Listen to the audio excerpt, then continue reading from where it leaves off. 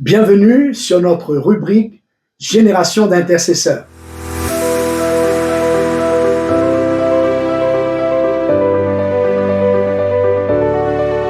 Bonjour à tous et nous sommes très heureux tout à nouveau aujourd'hui de recevoir Nancy. Bonjour Nancy. Bonjour, pasteur. On est super contents. Nous t'avons reçu concernant le livre de Génération d'intercesseurs au niveau du chapitre 8. Tu t'en souviens?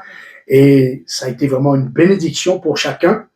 Et aujourd'hui, on a la joie d'avoir tout à nouveau Nancy qui va nous parler du poème. Car si vous aviez eu ce livre entre vos mains, vous avez certainement eu le privilège de lire ce beau poème qui a donc été écrit par Nancy.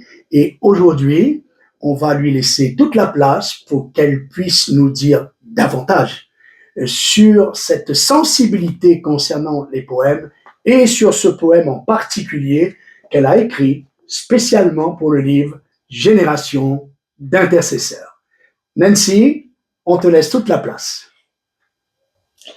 Alors, je tiens déjà à remercier chaleureusement le pasteur Jackie de m'avoir donné cet honneur d'écrire dans son livre, dans son si beau livre qui parle du coup de l'intercession et de l'importance de l'intercession. Donc voilà, à vrai dire, pour commencer, c'est vrai que l'écriture de ce poème n'était pas évident, contrairement à ce que je pense la plupart peuvent penser. C'est assez particulier de transmettre la pensée d'un auteur ou d'une personne en fonction de ce qu'il ressent, de ce qu'il veut transmettre lui. Donc moi, je n'étais qu'une intermédiaire et Dieu m'a prêté effectivement cette plume pour écrire. Donc j'ai assez mis ça en prière. Il faut savoir que j'ai mis plusieurs jours du coup à écrire ce poème. Mais par la grâce de Dieu, voilà, c'est un poème qui, je pense, peut parler et parle à beaucoup de gens. Donc je vais commencer déjà par vous le lire. Des mots innocents d'un enfant, aux paroles sages d'un vieillard. Des louanges radieuses du matin, aux confidences secrètes du soir. Du plus grand des nobles et riches, au plus petit des pauvres et des démunis. De chaque silence et murmure, à chacun des pleurs et des cris. Et de toutes les extrémités de la terre, tu es celui qui entend et ne délaisse aucune de nos prières. Cette grâce unique d'un lien éternel témoigne de ton amour inconditionnel, nous rendant fiers de ce que nous espérons, à l'image du Fils à la tête de la maison. Une maison de prière destinée pour toutes les nations, pour ainsi unir nos cœurs avec nos frères et sœurs, à la gloire d'un seul Sauveur et Seigneur, faisant de nous une nouvelle génération d'intercesseurs. Ce que j'ai essayé du moins de transmettre déjà dans la première partie, c'est que Dieu ne se manifeste pas que d'une manière et ne nous demande pas de prier du coup d'une seule manière. Il y a plusieurs façons de prier, plusieurs façons d'intercéder, et chacun est différent, du plus petit au plus âgé, comme je l'ai dit.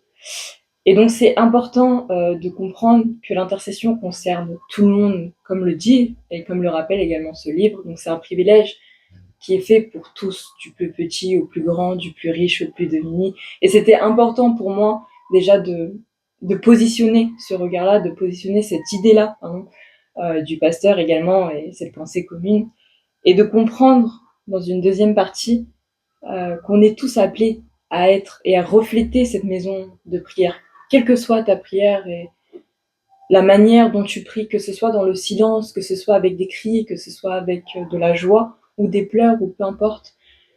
C'est très important de comprendre qu'il faut rester soi-même. Et ça, c'est vraiment une parole qui m'est venue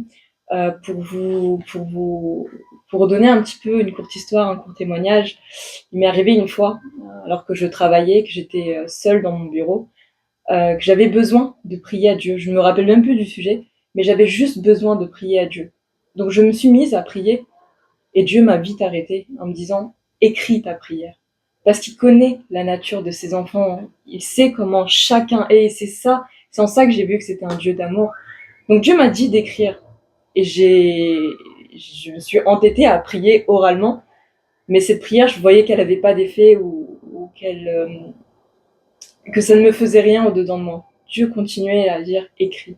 Donc j'ai pris une feuille, la première, et un stylo, et j'ai commencé à écrire. Alors, j'étais à mon bureau, au travail, comme quoi il n'y a pas forcément de lieu précis, et j'ai juste écrit ce dont j'avais besoin d'écrire et d'exprimer. Et là, j'ai ressenti quelque chose qui s'est relâché, quelque chose qui s'est vidé, mais l'amour de Dieu qui est entré en moi et mon cœur était totalement rempli.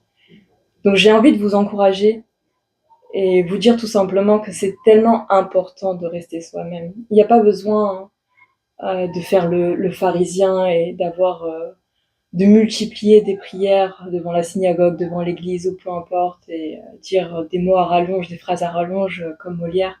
Alors c'est beau, certes, mais ça change rien. Et c'est tellement beau aussi de comprendre que Dieu connaît notre nature et qu'il demande à ce que vous restiez vous-même et que vous priez de la sorte. Ne changez pas et aimez Dieu comme vous l'aimez et comme vous êtes. C'est mon encouragement aujourd'hui. Waouh! Merci Nancy. Merci à toi d'être venu nous partager non seulement ton poème, mais aussi ton cœur.